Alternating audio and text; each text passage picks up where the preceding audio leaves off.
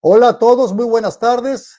My name is Marcos Wanles. I'm the president and founder of the Seattle and Tacoma Latino Chambers of Commerce. With me today is our Tacoma Latino Chamber Executive Director, Ruben Artigas. Hi, Ruben. Good morning, Marcos. How you doing? Very good. Today, Latinos contribute over $4.3 trillion to the U.S. economy. We are the fastest growing workforce in the nation. Latina women are the #1 group of new business owners in the country. Latinos working on their ITIN registrations contribute more than $4.5 billion in taxes each year, funding like no other group our Social Security system, even though they may never receive those benefits unless current circumstances change. And that's just a glimpse of what Latinos bring to the United States. Yes, we continue to face one of our biggest challenges, staying united and supporting one another, but we are on our way. Providing information and opening opportunities is a core part of our mission at the Latino Chamber. And today, we are proud to host this electoral debate so we can learn more about the candidates' specific plans to support small businesses, and especially Latino-owned businesses here in Tacoma. So please welcome the candidates for the position of Mayor of the City of Tacoma, John Hines and Anders Ibsen.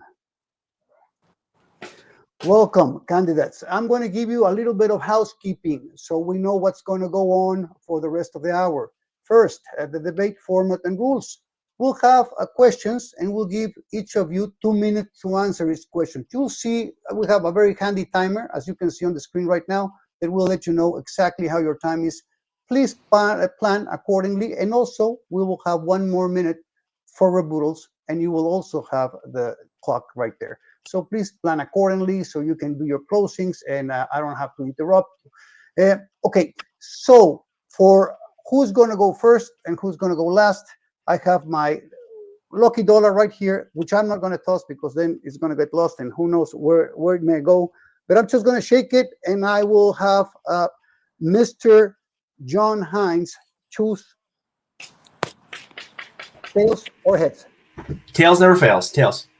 Okay, yeah. So we have heads today, and then Mr. Anders has the right to say go first or go second. Choose. You want to go first or you want to go second? I'll go first, sure. Fantastic. Okay, so that is it. That will be the rest of the debate like that. And now we will have first a self-introduction. So please give us a small description of who you are, your family, your interests and background, so we can get to know a little bit more about your persona. Candidate Ibsen. Thank you so much. I really appreciate you making the time. My name is Anders Ibsen, lifelong Tacoma resident. I'm also a small business owner and private employer myself. I'm a homeowner here in Tacoma and had the privilege of serving as your deputy mayor and member of the city council from 2012 to 2019. A little bit about me. I'm the successful owner of a real estate team with Windermere. I'm the managing broker, and we service over 50 to 60 home sales per year. I'm also a home appraiser working in the general South Sound. It's my privilege to serve Tacoma families of a myriad of different backgrounds, many of which are military families, for example. And I'm just very excited to build on our successes as a community and also address some of the root causes of some of the problems that are still continuing to bedevil our opportunities moving forward. And that's everything from ensuring safer neighborhoods, a greater certainty for our business climate, proactive investment in our infrastructure, and just getting a more responsible, more regional approach to homelessness. And especially with regard to our Latino entrepreneurs in the community, making sure that we're doing so in a way that's especially sensitive to the communities that we could do a much better job of building greater opportunity for to expand opportunities in the marketplace. So I'm very much looking forward to your questions and looking forward to serving as your mayor to open those opportunities for all of our communities moving forward.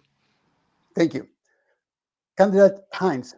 Oh, all right. Good afternoon, everyone. Thank you so much for having me here today. My name is John Hines. I am a current city council member here in the city of Tacoma, representing the west end and north end of the city of Tacoma. But I lived in Tacoma my whole life and lived in every part of the city.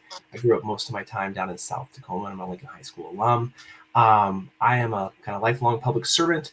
I was a high school history teacher for 10 years, and now I work as a instructional facilitator for Tacoma Public Schools, working in the Department of Academic Equity and Access, which is all about opening up our advanced programs, highly capable, AP, IB, college and high school, to all students, right? So this idea of removing barriers and finding ways for all students to access rigorous education.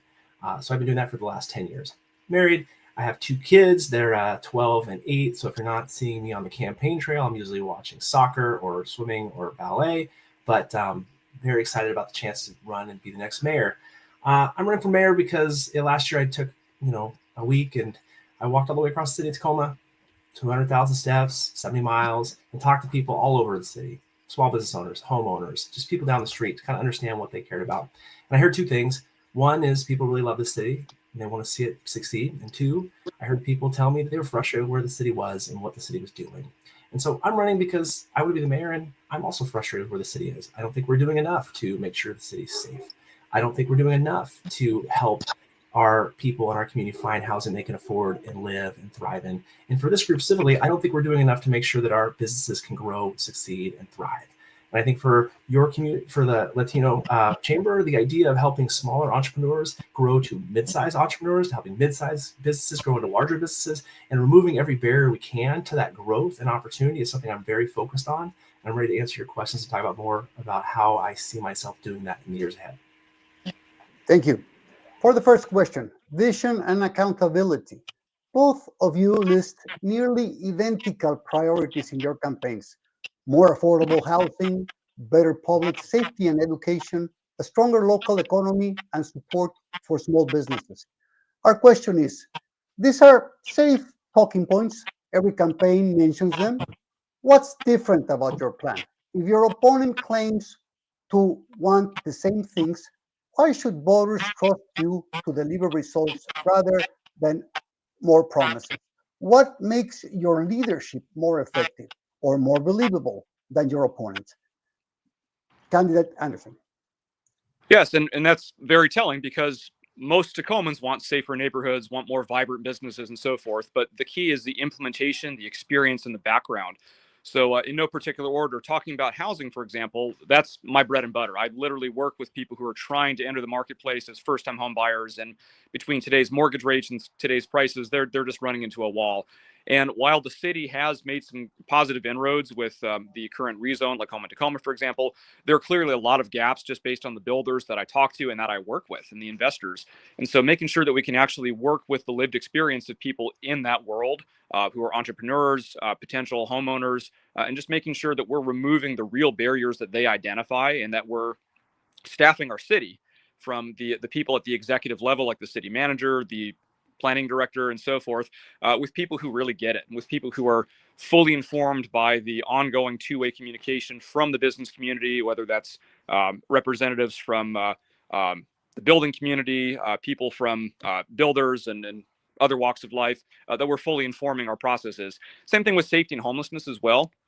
I think this is especially pertinent for the Latino community in Tacoma, for example, which there's just a myriad of Hispanic-owned businesses around the 72nd Street neighborhood, McKinley Hill, for example, and making sure that we're being especially attentive to the concerns of those neighborhoods, because quality of life is what makes or breaks the vitality of a local economy. And for example, the city's approach to homelessness. Are we truly doing everything we can to actually deal responsibly with core issues and have a more responsible regionalized approach versus just cycling people through the different neighborhoods, which often ends up being in neighborhoods that have less political representation, less privilege, frankly, and in terms of negative impact on specifically Hispanic-owned businesses. And finally, being sensitive to your actual daily interactions with the city when it comes to contracting, when it comes to opening up opportunities, identifying gaps, and making sure you have all the opportunity you need. Thank you. Candidate Hines. Thank you. And I think it's a great question, is because, as my opponent made very clear, right, these are the top issues we're hearing from everyone across the city, right? Safety, housing, jobs. Those are all the critical ones. So you're going to see a lot of similarities there. I think the way I tend to contrast the two of us is I tend to go back to my record, right? So since I've been on the council, and I've been there for the last 5 years, the biggest issues that come up: housing, homelessness, public safety, affordability, investment in businesses and community. Things as interesting as animal welfare is one of my kind of pet projects. But in every one of those issues, you can look at my record and see I was either the lead sponsor or co-sponsor on all of those issues. So I was out front, really clearly advocating for the city to take on tough issues. And that's something I'm really proud of, is that my time on the council, people have seen me as a leader on those issues. And I think that's something that's going to carry me forward, right? It's going to carry me in as the mayor's job. It's not just I was there when things happened. It's not just that I had ideas that then somehow made their way into reality. It's that I was really leading and taking the charge on those things. And so when I think about, the issues that I hear from business owners, and I imagine that, your community business owners are very much like any business owners I talk to.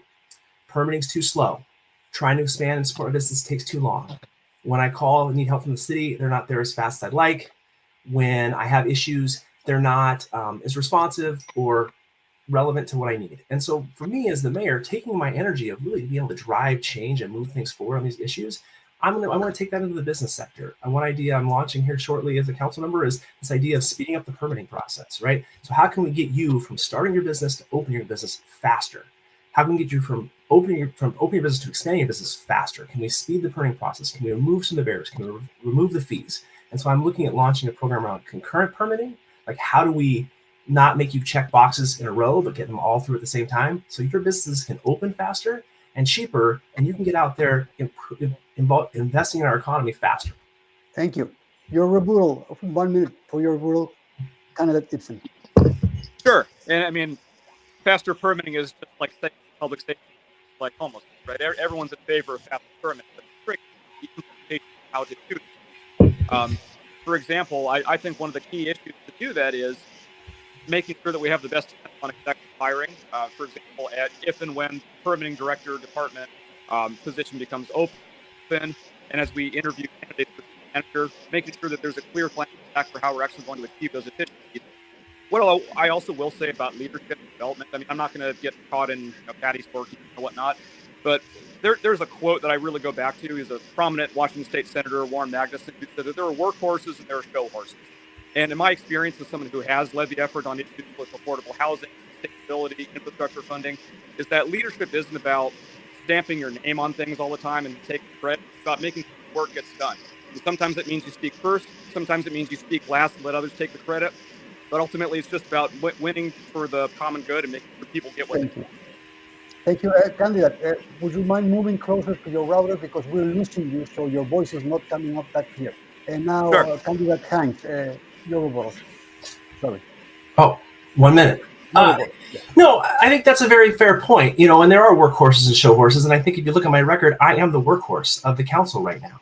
You can look at, I've passed more ordinances and resolutions than anyone on the council in my 5 years, including my opponent in his 8 years. And so because of that, I'm going to be able to pull across the finish line your issues more quickly than anyone that's currently on the council. And I take deep pride in that.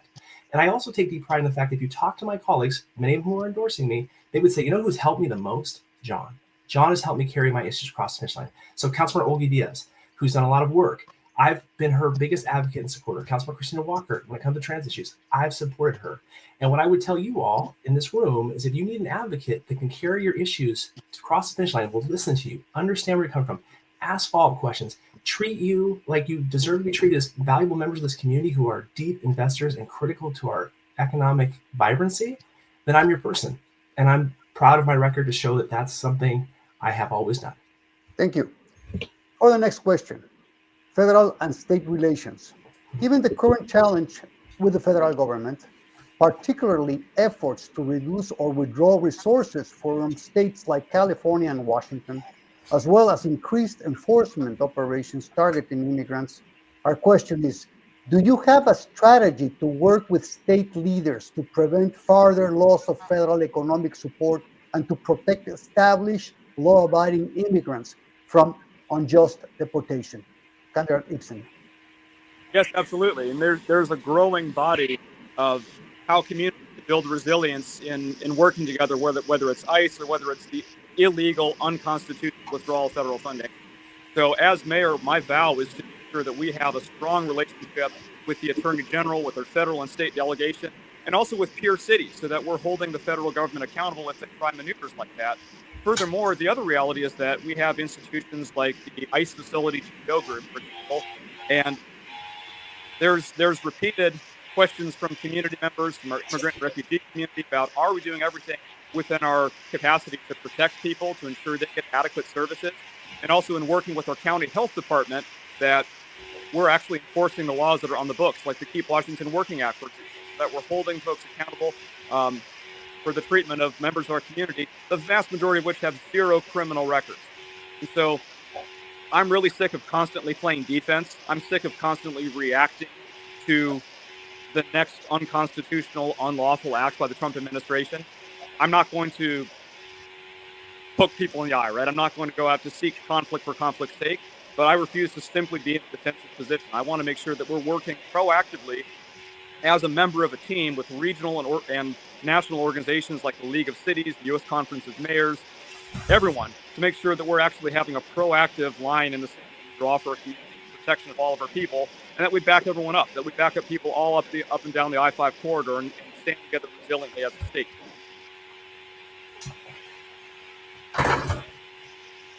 Candidate Ibsen. Yes. Candidate Ibsen, your audio is still a little bit sketchy, so we want to really be able to understand you well. So maybe you want to check to see if you can get closer to a router, because it makes a little sound when you're speaking, and we can't understand you very well. Sorry. Candidate All right, sure. My audio is coming in okay, correct? Yes, perfect. Okay. So I think my opponent really laid out a couple of key pieces that I want to reiterate. Number one is working with our state to really push back on, like you said, the illegal and unconstitutional impoundment of dollars that are granted to us, right? So we have joined with not only a lot of our cities around supporting the Keep Washington Working Act and done resolutions in support of that. We are going to comply. We are going to follow state law and protect people in our community from from what's happening, and make sure people who are following the law, doing the best they can, trying to live their lives, can do so as best they can without fear. We are also currently, as a council, we're suing the Trump administration right now about the illegal deployment of National Guards troops into cities that don't want them. We've joined a lawsuit with Los Angeles and the state of California, and I think that's another thing we have to do. We have to be willing to stand up when our state stands up when other cities on the West Coast stand up, to say we will not allow the illegal use of the federal government against law-abiding people and cities that are just trying to do their best. I think the second part of your question, though, is what are we going to do when they pull funding from us? And I think that's the real important question, because it is a constant concern. We have over $77 million in grants from the federal government the city has that are often passed through to people like the business owners that you're in this room, I'm sure, today, through support and assistance. So we have to, as a city, and something I'm committed to, is how do we kind of, for lack of a term, Trump-proof ourselves against the administration? How are we making sure we're setting aside funding to maybe not protect all of the money that we're at threat, but thinking about where we are putting aside funding, using our reserve funding to protect ourselves in the case that some of this funding gets pulled back? We saw the Trump administration pull back funding for the Minority Business Development Association that was housed in the state of Tacoma as part of the state of Washington. It was a real problem, something I'm deeply disappointed in, something I'd like to see us come back to, is that's a valuable service we had that was pulled back. And I'd like to see, as the mayor, how can we continue to maintain things like that have deep services to the community? Thank you. Candidate Ibsen, your rebuttal. Thank you. Let me check. Can you hear me clearly? Now we can hear you very well. Thank you. Okay, very good. Yes. So in building local resilience, what's also key is making sure that we're best capitalizing on local community-based organizations who, for example, with legal assistance, for example, for members going through immigration proceedings. I mean, I visited the ICE detention facility myself. I literally spoke with someone who was a legal green card holder, married to an American citizen for 6 years, and still detained. He was picked up by ICE when he was attending his citizen hearings following the law, right? So making sure that we're best taking advantage of local resources for legal advocacy, because legal representation is the one thing that separates the people who stay in the country versus those who are sent to who knows where. And then secondly, in terms of resiliency, taking a look at funding. We're already seeing this on the state level from states up and down the West Coast, looking at healthcare authorization and research, for example. Are there local, regional, and state ways to build financial resiliency in the services and infrastructure our people need? Candidate Hines, your rebuttal, please. Thank you. No, and I agree with my opponent, and that's why I was really happy we passed $50,000 for Aid Northwest to help with, mostly for phone calls for people who are currently incarcerated in the detention center, so they can get contact with their attorneys, their family members, to have access to the world. I think that's really important for us to do what we can to try to support folks in those situations, especially as I visited the detention center too and met a green card holder that was not a green card holder, sorry, someone who was in the country legally at one point in time, not a criminal, who was incarcerated for over a year before he was deported. And the deep how inhumane it was. And I think that's something we have to keep in mind. I do, though, I think further, another point of this is, along with working with our local groups, it's thinking about how are we then also pivoting to the businesses who are struggling just under what the city's doing and under the concerns and fears, and really reaffirming that our police department is following the state law. It's following Keep Walkers Working Act. We are not communicating with them. We don't want our business owners to be scared to call the police department when issues happen, because if they're afraid of potential connections to the immigration customs enforcement. Thank you. And so I would just commit that we are not doing that. Sorry, the timer went away. And that's sorry for the clock, because it was goofy there. Okay, so I just want to make the reiteration that we as the city of Tacoma are committed to our police department is following state law, and we'll be there to support you if you call. Wonderful, wonderful. Moving on to our third question, supporting minority-owned businesses. Across Washington state, only about 6% of minority-owned businesses participate in government contracts. One contributing factor is the difficulty in accessing and navigating the existing procurement portals.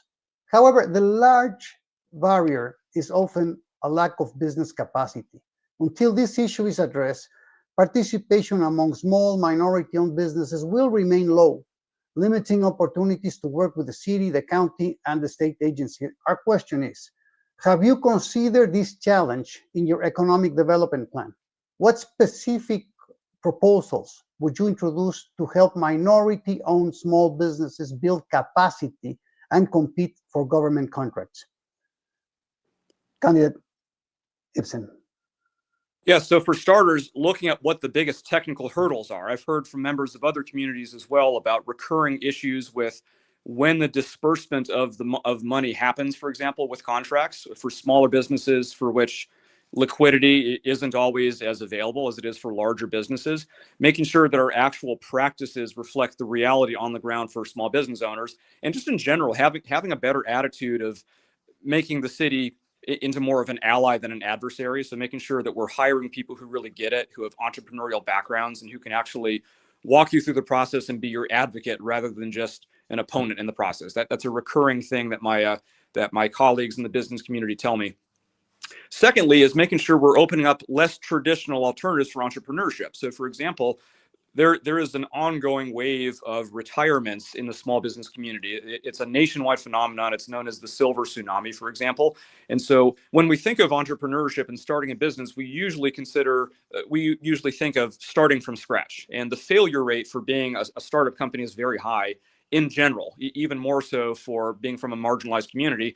So what if in working with our economic development department, the chamber, economic development board, your organization, others, what if we could broker more opportunities for people to buy existing businesses or to acquire existing businesses, as my opponent mentioned, to help grow someone from small to medium? So someone owns a restaurant or a repair shop or a service business of some kind, excuse the dog.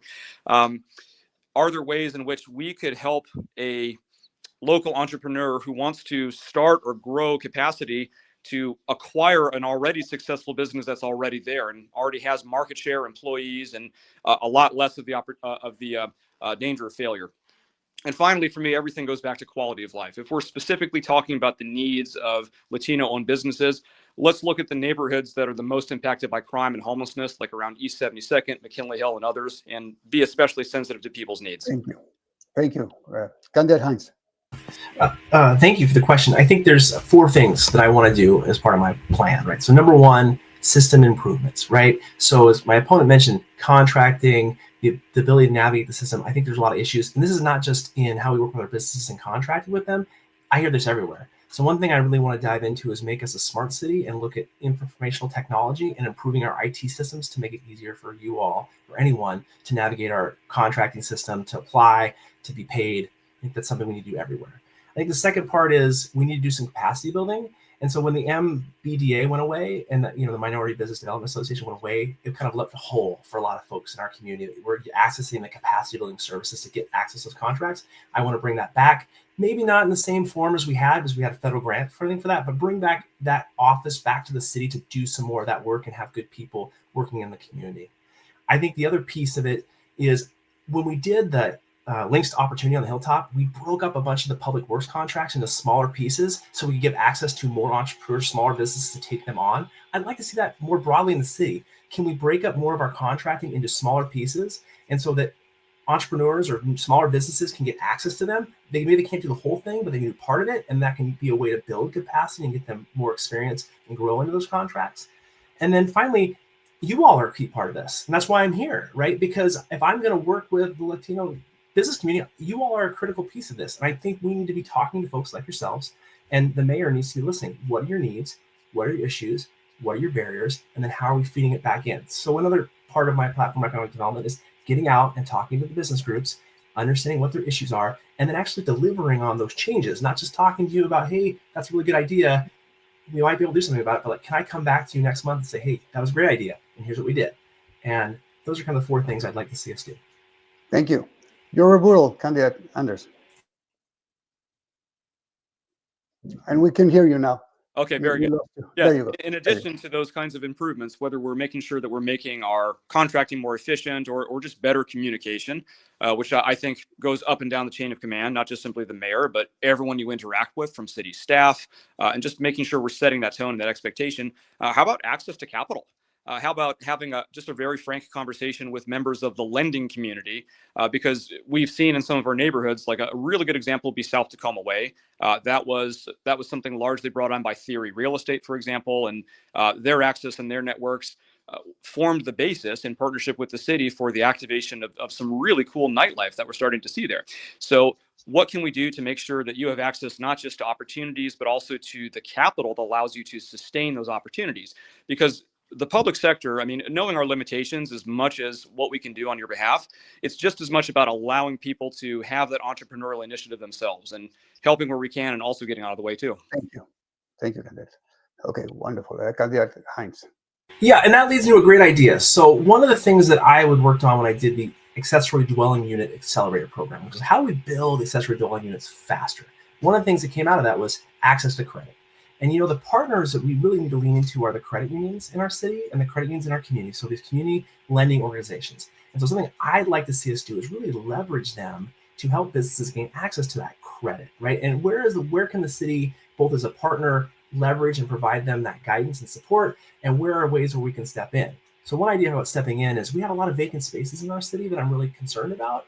And I've been talking to staff about what would it look like if the city took out a master lease in one of these spaces. So we rented out the space, and then we subleased with either a nonprofit or a business to gain them access to that space. So you could, if you wanted to go into a building, we would kind of take the master lease and get you access to buildings that maybe the landlords weren't really willing to take a risk on a new business, and we'll guarantee it and give you access to that space. So I think along with the lending and space and getting the city to step in, there's lots of ways we can help you grow and thrive. Thank you. For our 4th question, Tacoma Workers' Bill of Rights. Tacoma voters are currently considering the proposed Workers' Bill of Rights initiative, which would introduce new protections and benefits for workers that could also create additional requirements for employers. Supporters argue that it promotes fairness and equity in the workplace, while critics caution that it may raise business costs and slow job growth. Question: as a mayor, what is your position on this initiative, and how would you strike a balance between protecting worker rights and maintaining a strong, healthy business climate in Tacoma? Candidate Ibsen. So, while in principle, I'm certainly supportive of a minimum wage. There are some how it's, but you're up, Anders. Hello. There. Try. Yes, you're getting a little bit cold. Yeah, there's a bit of an issue with the audio. Right there, go move. Right there. Yes, as an entrepreneur myself, as someone who has employees and who like a lot of working business owners in the area, have gone months without paying myself to keep my people on the payroll. I know what it means to have constrained fiscal outlook. I know what it means for many people with tight margins. At the same time, Tacoma's renters have tight margins too. When you're spending 30 to almost 40% gross income on the rent, then that's money that's not circulating through our economy, and that's not creating the economic that we need to sustain retail service businesses or who knows what. And so I think what's not asked is how we got here in the first place with Net 2. So I think that part of it is frankly lack of certainty on the part of members of the community about what we were going to do about this. So better late than never in terms of having conversations about working. But as mayor, what I need to do is make sure that there's absolute clarity that we're finding the best balance possible between having thoughtful, measured approaches to raising folks' compensation, while also making sure that we're creating as much grace, as much time for adjustment to businesses who don't have the most favorable margins in today's uncertainty. But making sure that we have certainty with how we present it. Thank you. And still, your sound is unfortunately on and off. If you have a router or something, just get next to it, see if that can get it better. Candidate Hines. Yes.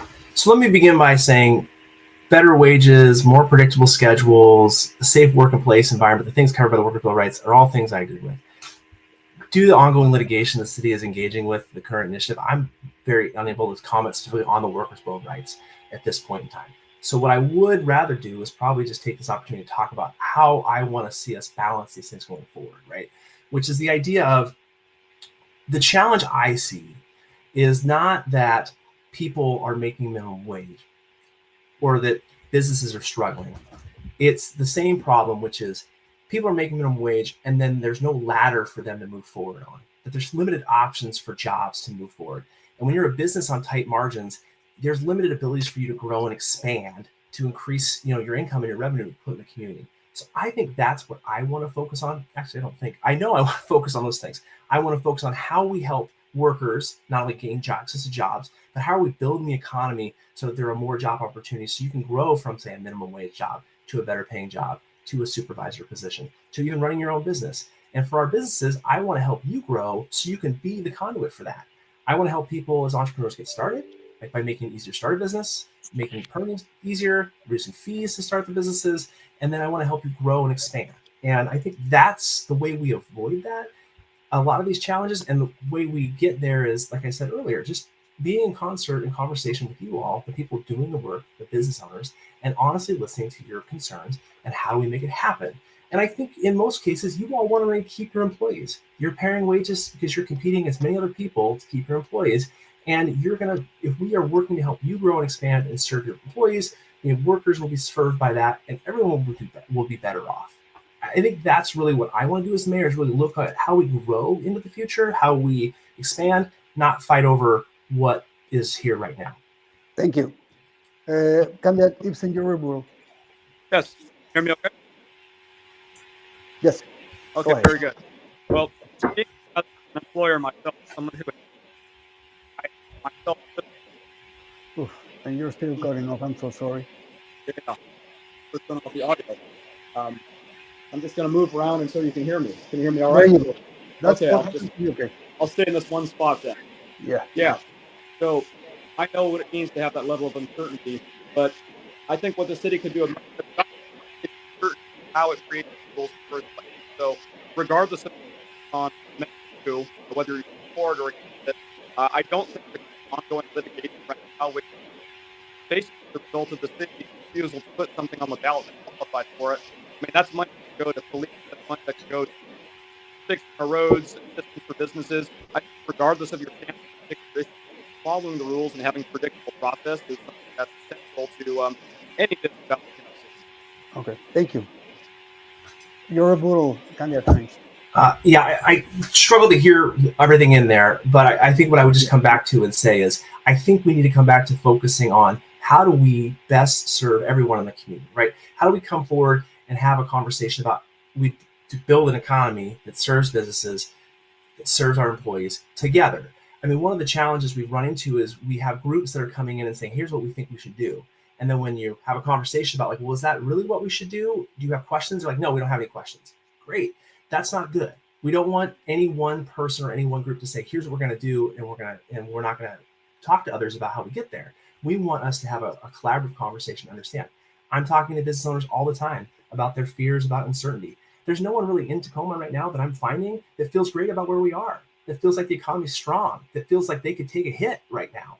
I think a lot of people are struggling, and I think we need to have that in our minds as we move forward, to be talking to people and doing things that don't put people in worse places than they were before. Thank you. For our last question, and we've been very speedy, and yes, candidate Anderson, feel free to try to. I will try to coach you as much as possible with the sound. I'm so sorry that it's happening. all right. I think that overall we're at least getting the idea. Hopefully, Sure, yeah. Wonderful. Okay, so here we go. The fifth question. Latino-owned businesses are one of Tacoma's fastest-growing economic forces. Yet Latino entrepreneurs remain largely excluded from key city decisions and often face barriers against capital, contracts, and technical support. Our question is, for decades, city leaders have promised inclusion but deliver little real power. As a mayor, how will you change that? Will you commit to giving Latino business leaders a permanent seat at the table where economic priorities are set? Or will their voices continue to be tokenized and ignored? Absolutely. Candidate Ibsen. Absolutely. My word. For me, inclusion. For me, inclusion isn't just simply a box to check. Simply something to say during the election year, something that's me throughout the year. So my now view is to make sure that regular routine consultation, and then whenever we're making key decisions about maybe hiring decisions, like the city manager, for example, that requires, and also opening up opportunities for hiring, contracting, for other types of services, that we're making sure that folks are front of line who traditionally not been engaged. That's absolutely my vow, is to make sure that we do a much better job of doing that. And it really starts with this upcoming process. If elected, if I am fortunately chosen as mayor on November 4th, November 5th, I'm going to come knocking. I'm going to be calling all the people in the community leaders to make sure that there's a good working consensus for everything from the upcoming city manager hire to the budget, which last I checked still has a $17 million shortfall and growing, a structural deficit, and then making sure that we're getting a really good consensus for some of the key policies that would expand opportunities for you guys, for your businesses, and for your families, so that we're not just simply reacting to problems, and you're not just hearing from us when we want something, there's an election, or when there's something that's really gone wrong, but our commitment to making, our commitment to making this ongoing communication routine, something that's predictable, something that you can plan for. Because the implementation is everything. That's how the best relationships are grown. It's through commitment, not just one time boxes, not just big results from goals that you're helping us identify. That's something my record shows, whether it's my commitment to greater infrastructure fund, to participatory budget in our neighborhoods, to making sure that we have a more thoughtful engagement and approach for our homelessness conversation. We need to make sure that the Latino business community is a key role in that. That's something that I'm absolutely doing. Thank you. And again, I'm so sorry for the audio that is not coming right on your side. But anyway, we're trying our best here. Right. Candidate Hines, please. No, thank you. And I'll begin by saying kind of my background. So my whole life has been dedicated to kind of helping communities that have been historically marginalized from accessing rigorous education, right? So I work in the Department of Academic Access, and my whole work is about how not only do we open the door to students from these historically marginalized communities into rigorous courses, but how do we change the way classes are taught? How do we change the way we do things so that not only are they engaged, not only do they have access to the curriculum, but they can grow and succeed? And that's the philosophy I would take as I think about the question you're asking me about how I will help Latino businesses grow and thrive. But for me, it's not just about, like my opponent said, checking a box. It's not just about listening to you and feeling good about it, right? It's about, can we deliver things? And so what I've talked about already so far, number one, getting back to the Minority Business Development Association of something like that can work directly with your business owners and provide the support. Number two, how are we working with the finance groups and the community lending organizations in our city so you can get access to capital, including having the city be alongside to help back some of that? Number three, How are we going to make sure we're communicating with you so that when you come and say, hey, I can't open my business, I can't expand my business, the system I have to get my contracts is broken, or it's not working, or it doesn't translate, all these issues, really looking at our IT to make sure you have access to those things. That's the kind of things I want to see and I would do. And I think if we elected mayor, I would ask you all to hold me to that and say, hey, John, listen, you said last year you were going to get this organization back open. Where's it at? Right? And I would ask us to hold to it. I'd have a scorecard that you could look at and say, hey, how good are you on this? Oh, I forgot number 4. The thing I was going to say is breaking up some of our public contracts and thinking about how we open up access to contracting in the city so entrepreneurs like the ones you represent, the business owners you represent, can actually do that work and access those contracts and grow into being bigger contractors with the city. Because we, in the end, are a great funder for these, or for your businesses, and could be real partners. Thank you. Candidate Ibsen, your rebuttal. Sure. So what I will say, if you can hear me, this is A little bit better, not that great, but a little bit better. okay. Sure. So what makes it really not so much about you anymore and your own characteristics, but it's about your team, about who you bring to the table and who you're committed to. And whether it's the people that you're committed to hiring, both within staff, the process by which you get really amazing staff like that, hiring for people. It's also making sure that your team is as informed, as involved as possible, making sure that you have a voice in these key roles, because the day-to-day operations of the city is really where you get the services that you need, and just making sure that your voice is essential in that. And absolutely having a commitment to follow through and accountability. That's my absolute commitment to you guys, and I'm very much looking forward to helping. Thank you. Candidate Hines, your rebuttal. Great, and I think my opponent brought a good point that I didn't add in my first part of the conversation, but I think is good. Is one of the things that I've been committed to as we've been on the council is looking at our city workforce, which is a huge economic development and opportunity. So beyond just your business, thinking about how we're making sure our workforce is more reflective of the city's demographics, and how we're making sure that as our Latino population in Tacoma grows, that they are also growing into the jobs that are in our city, the jobs that do the work in our city. And not only just at kind of entry level, but as we think about the ladder, how are we seeing more Latina moving into higher level jobs in our city, into management positions, into leadership positions? I think that's something that's really important. Since I've been on the council, we've hired some very prominent Latinas and Latinos into management positions, and I think that's something I'd like to continue to do, because I think that's where the city shows it's more than just words, it's more than just plans, it's more than just boxes, but we're actually putting our dollars and our jobs and our city in the hands of people doing that work too. Thank you.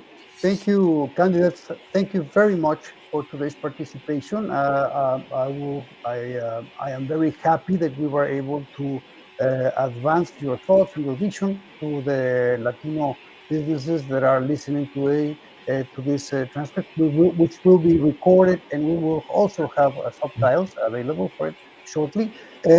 Having said that, again, thank you very much for your insights and participation. We hope our audience has learned from both perspectives and feels more informed about the issues that matters most to our community.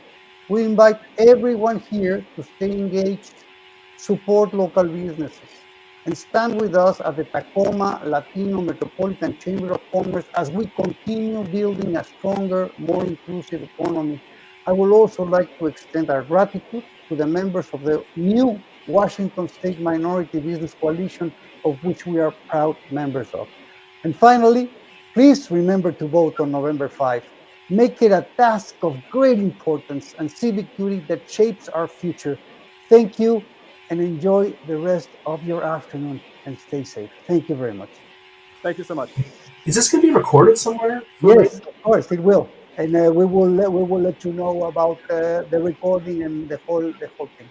Of Perfect. Course, thank you again personally. Thank you, Candidate Hines. Thank you, Cardinal Ibsen. And I'm so sorry about the little thing that you had there. But anyway, right. We just roll with thank that. you very much. And we have 15 minutes to go and take a coffee break, I guess, extra, and have a great time. Thank you. Thank you. All right, Good you luck, too, guys. both of you. Bye. Bye-bye.